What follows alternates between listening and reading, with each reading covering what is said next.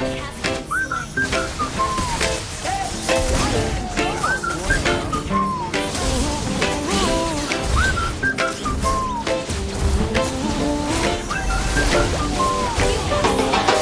na naman tayo pero gising ang mundo.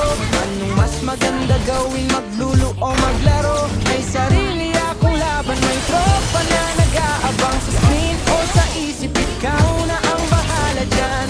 Uy, wag ka nang pa-cute, lulu mo na yan. Wag na